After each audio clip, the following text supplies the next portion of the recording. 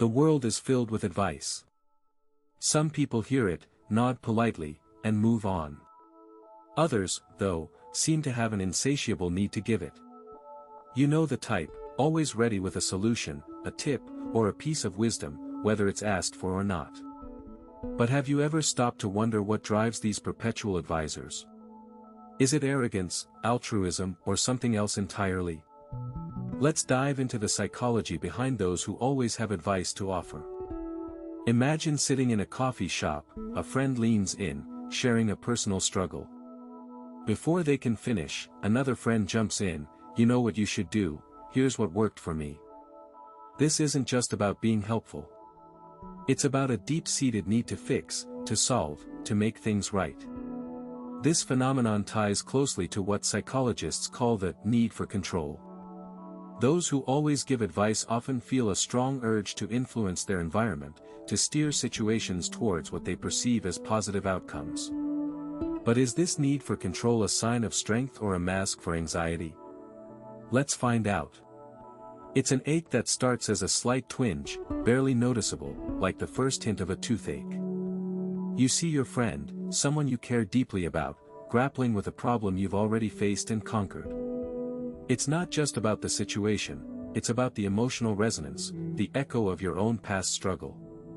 This phenomenon is akin to what psychologists call empathic distress, a form of empathy so deep that it causes personal discomfort. It's not merely observing, it's feeling their struggle as if it were your own. It's the same mechanism that makes us wince when we see someone else get hurt, a reflexive response rooted in our shared humanity. That ache, however, is not just about empathy. It's also about the unfulfilled urge to intervene, to share the solution that's burning a hole in your pocket. This is where the concept of learned helplessness comes into play, but in reverse. You've learned that you can help, that your knowledge can make a difference. Seeing someone struggle is like watching a fish floundering on the shore, and you're standing there with a bucket of water, aching to pour it but holding back. It's a test of restraint, a battle between the desire to help and the respect for their autonomy. This internal conflict is a manifestation of your own agency, your sense of self-efficacy. You know you can act, but you choose to wait, to let them try, to learn. It's a delicate balance, a dance between compassion and respect. Yet, this ache is not purely negative. It's a sign of your own growth, a testament to the journeys you've undertaken and the wisdom you've gained. It's a reminder of your own resilience, of the battles you've fought and won. This is where the concept of post-traumatic growth comes into play. You've faced challenges, you've struggled, and you've come out stronger. Seeing someone else in the throes of a similar struggle is an echo of your past self, a mirror reflecting your own journey. It's a chance for you to grow further, to deepen your empathy, to strengthen your compassion. It's a call to action, a nudge to share your knowledge, your experience, your light. But it's also a reminder to tread carefully, to respect their journey, to let them find their own path. After all, the ache you feel is not just about their struggle, it's about your own growth, your own journey. For those who consistently offer advice, it's often more than just a casual suggestion, it's a profound expression of care, a language of love.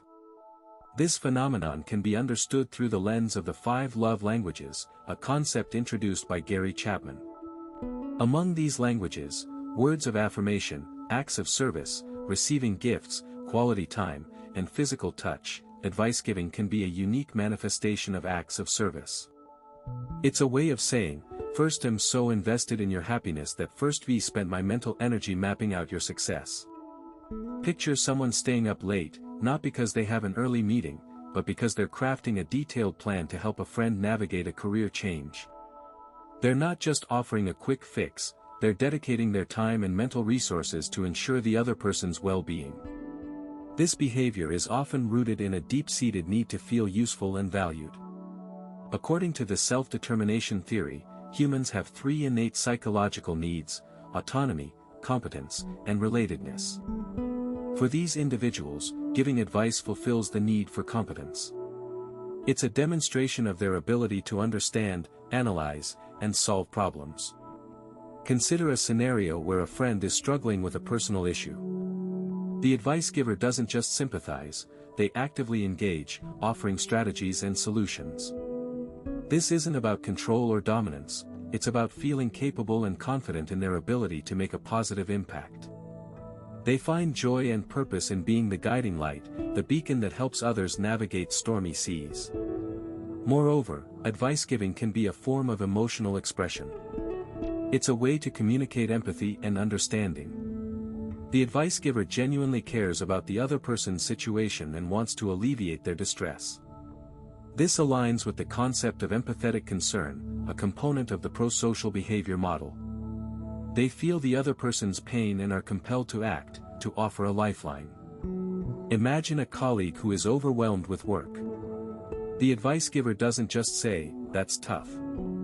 They roll up their sleeves and offer practical solutions, perhaps suggesting time management techniques or delegating tasks. It's their way of saying, "First see your struggle, and first want to help." However, this love language isn't without its challenges.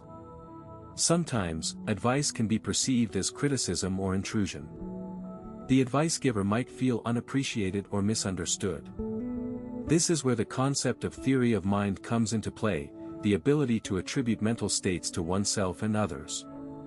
Effective advice givers need to understand that their intentions and the recipient's perceptions might differ. They must navigate this delicate balance, ensuring their advice is seen as support rather than imposition. It's a constant learning process, a dance of empathy and communication. But for those who speak this love language, it's a dance they're willing to learn, one step at a time.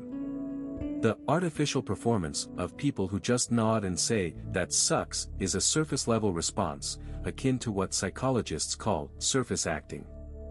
This is a form of emotional labor where individuals display expected emotions without genuinely feeling them. It's like a scripted performance, devoid of authenticity.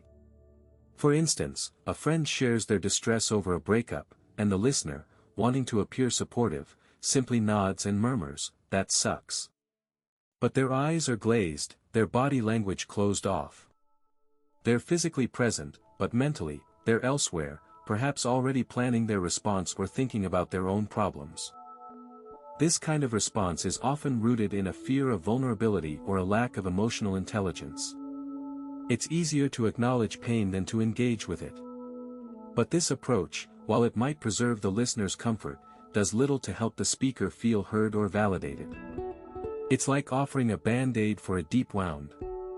Moreover, it can lead to a sense of disconnection and loneliness for the speaker, as they feel their emotions aren't truly being acknowledged or understood. This aligns with Harry Stack Sullivan's interpersonal theory, which emphasizes the importance of genuine emotional validation for healthy psychological development. In contrast, active presence involves being fully engaged in the moment, listening not just with our ears but with our entire being. It's about offering a ladder, not just pointing at the pit. This concept is akin to Carl Rogers' idea of unconditional positive regard, where the listener provides empathy and support without judgment. For example, instead of just saying, "That sucks," an actively present listener might say, "That sounds really tough. How are you coping with it?" They lean in, maintain eye contact, and mirror the speaker's emotions. They ask open-ended questions, seeking to understand rather than to respond. This approach fosters a sense of connection and trust, making the speaker feel truly heard and valued. It's not about having the right answers but about being present in the right way. This active engagement can transform a simple conversation into a meaningful connection, turning a moment of vulnerability into an opportunity for growth and healing. The impulse to offer advice is often misunderstood as a desire to fix people, to mold them into a version that aligns with our personal ideals or societal norms. However, this perception is a misinterpretation of the underlying motivation. At its core, advice giving is an act of empathic connection, rooted in the desire to help others navigate their challenges and unlock their potential. It's not about imposing solutions but rather about illuminating paths that the advisee may not have considered. Consider the concept of cognitive dissonance, a psychological theory introduced by Leon Festinger. It refers to the mental discomfort experienced by an individual who holds two or more contradictory beliefs, values, or ideas at the same time, or is confronted by new information that conflicts with existing beliefs. When someone is stuck in a frustrating situation, they may feel this dissonance acutely. Advice, in this context, is not a hammer to fix what's broken but a bridge to help them cross from their current state to a place of resolution. This bridging process is akin to what psychologists call scaffolding in learning and development. It involves providing temporary support to help someone reach a higher level of understanding or ability. For instance, a teacher might use scaffolding to help a student grasp a complex concept by breaking it down into manageable parts. Similarly, advice givers break down problems, offering perspectives that can help the advisee see beyond their immediate frustration. They act as guides, not saviors. Moreover, this approach aligns with the principles of self-determination theory, which emphasizes the importance of autonomy, competence, and relatedness in human motivation. When someone receives advice that respects their autonomy and helps them feel more competent, it can foster a sense of relatedness and trust. The advice giver isn't taking away the person's agency but rather empowering them to make informed choices. It's about handing them a flashlight, not carrying them across the chasm. In a world where emotional distance often masquerades as strength, choosing vulnerability is akin to wielding a double-edged sword. It's not just about offering a sympathetic ear, it's about diving headfirst into the tumultuous seas of others' emotions, often at the risk of being swept away by the currents. This path is not for the faint-hearted. It requires a deep sense of empathy, a quality that psychologist Carl Rogers termed as unconditional positive regard. This is the ability to accept and support others without judgment, a trait that defines those who refuse to remain emotionally distant. They are the ones who see the pain in others and feel compelled to act, to reach out, to help. Their strength lies in their willingness to be emotionally present, to sit with others in their discomfort, and to walk alongside them on their journey towards growth. This vulnerability is not a sign of weakness, but rather a testament to their emotional intelligence. It's a conscious choice to engage, to connect, and to make a difference. Psychologist Daniel Goleman's work on emotional intelligence highlights the importance of empathy, social skills, and self-awareness in navigating relationships and fostering personal growth. Those who choose this path are not merely offering advice, they are offering a piece of themselves. They are the ones who see the potential in others and are willing to invest their time, energy, and emotions to help them grow. It's a form of emotional labor, a conscious decision to be present and engaged, even when it's uncomfortable or draining. Yet, this path is not without its challenges. It requires a delicate balance between empathy and self-care. It's about knowing when to offer support and when to step back. It's about setting boundaries, not out of coldness, but out of necessity. Psychologist Brené Brown's research on vulnerability underscores the importance of boundaries in maintaining emotional health. Those who choose this path understand that they cannot pour from an empty cup. They know that to help others, they must first take care of themselves. This is not a sign of selfishness, but of self-preservation. It's a recognition that their ability to help others is tied to their own emotional well-being.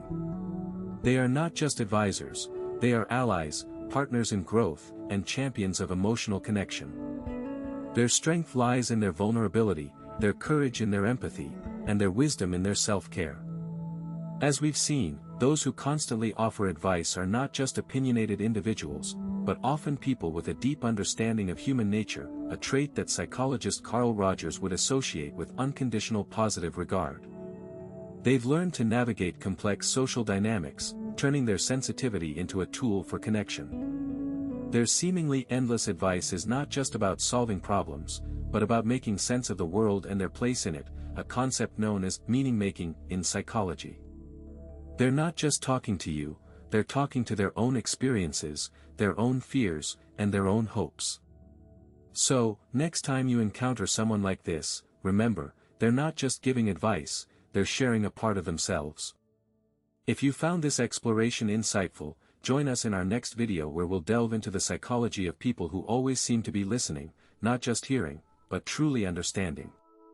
We'll explore the power of active listening and the emotional intelligence behind it. Until then, let's appreciate the advice givers in our lives, for they're the ones who remind us that we're not alone in our journeys.